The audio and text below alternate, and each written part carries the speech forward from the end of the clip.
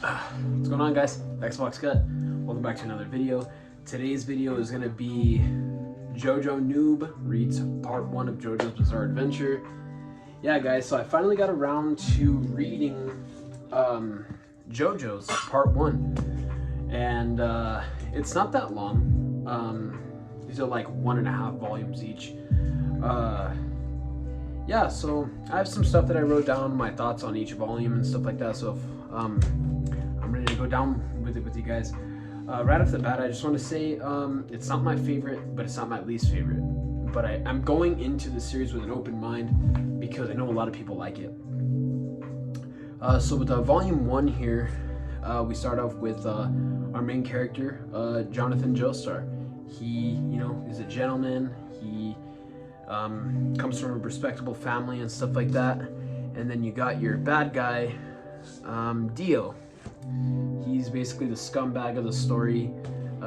His dad was a scumbag too. He found Joestar, which is Jonathan Joestar's dad. He wrecked with his family, and the only people that were alive was him and his son, Jonathan Joestar. And Joestar always thought he'd have to repay a debt to Dio's dad, and eventually Dio's dad was passing away, and he sent Dio to the Joestar family to take over the riches of the Joestars. Well, my thoughts on the first volume after rereading it from Barnes & Noble. Right off the bat, I think Jojo's such a likable character.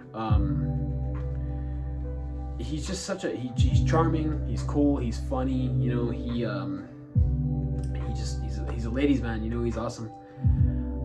His character definitely develops through these 3 volumes, but we'll talk about that later. It's a cute romance, it's just a cute little innocent romance between Jonathan and Arena. I think her name is Arena, and yeah, she's just a cool character. So is he, and I like the part where they carve their name, or he carves their name into the tree. It's just kind of cute, And another thing is just Dio is absolutely hilariously over the top in the first volume. It's just like the way he grabs Arena and kisses her and stuff like that. It's just like, and he's like, "Ha, I am Dio, and you will not be able to enjoy your first kiss with Jonathan." And it's just really funny. So the first volume starts off as a super simple premise. This guy Dio tries to come and ruin Jonathan Joestar's life.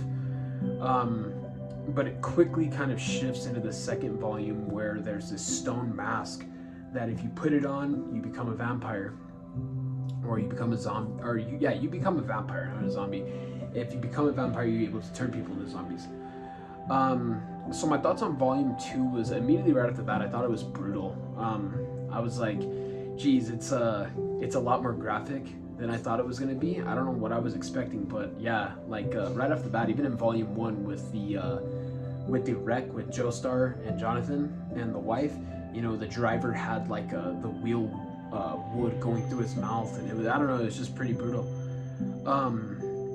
I have written down the art is style. Like, the art is something like I've never seen before. It reminds me something a little bit of Kazuo Ume's, like that classic kind of style, but it has like charm to it. It's different. I really enjoy it. Next I want to talk about the character Zeppeli.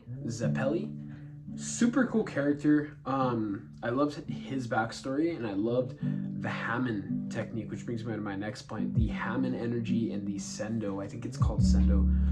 It's kind of like the superpowers in part 1. I don't know if that's what's gonna happen throughout JoJo's, but yeah, the Hammond was an ability that Zeppeli knew, or he learned from these ancient people and stuff like that. He went through years of training, and he taught it to Jonathan.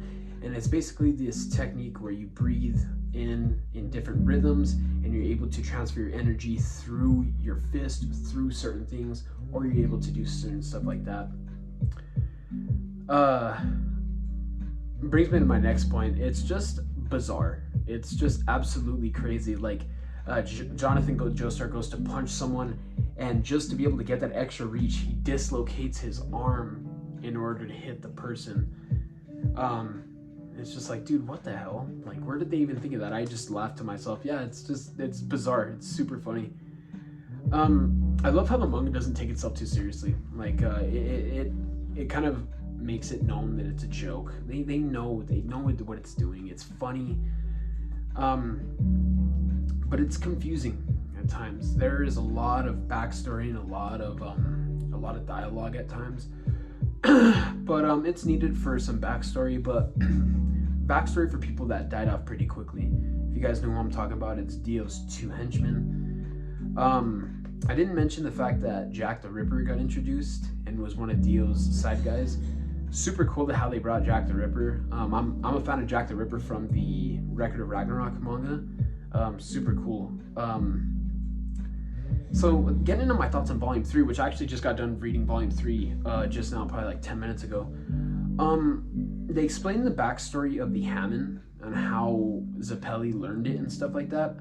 And I loved it. And not that I loved it, it was just, okay, I was glad that they explained it. The fight scenes are great between Jonathan and the henchmen. Great fight scenes. Especially the one with, I can't remember his name at the moment, but it was where they both had their necks locked up in the chains and they were able to pull each other. Super cool fight where they sent the little boy in there to go open the hatch to Zeppeli and Speedwagon. Yeah, that was pretty cool. I don't have it written down, but the characters are really likable, like Speedwagon, Paco, whatever his name is, Jonathan, Irina, Dio. Just likable, funny characters. I enjoyed the bad characters, or not the antagonists. Dio, and it's 3 henchmen, Jack the Ripper and the 2 other ones. I can't remember their names. I enjoyed them. They had their backstory, they had their development. Yeah, corny. Yeah, I mean, they were there just to help fight with Dio. But, you know, it was just great fight. It was great fights, excuse me. But, I enjoyed it. It was just, you know, kind of like turn your brain off and just have fun. I feel like the ending was a little rushed.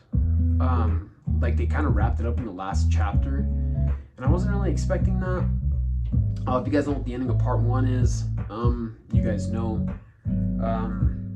But I'm not gonna spoil it in this one. Like I said, I'm just gonna hit key points. But yeah, the ending felt a little rushed. I'm not sure where they're gonna go in part 2. I'm actually excited to see where they're gonna go. But yeah, like I said, it felt a little rushed. It had a good ending though. It had a pretty good ending. Not an ending of Claymore or anything like that, but it was great.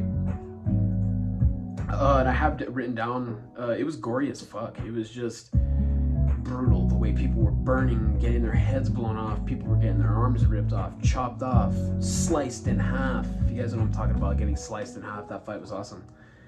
And then the final thing I have written down, it was just a cute love story. The ending was great. That kind of hints towards the ending. But yeah, my thoughts on Jojo Part 1 are kind of mixed, but overall good. So if I have to rate it something, I would rate it probably a 7 out of 10. I couldn't give it an 8, and I couldn't give it a 6 because 6 feels like it's a little bit too low. But yeah, I thought the fight between Jonathan and Dio was great. I thought the antagonists were great. I thought the protagonists are great. The supporting characters are great. The plot was great. I love London, and that's cool. Yeah, so my thoughts on Jojo Part 1. I'm definitely interested in checking out Part 2. Will it be my favorite part? Probably not. But can't wait to check it out. Thanks for watching, guys. This has been a Jojo Noob Reads Jojo Part 1. Thanks for watching, guys.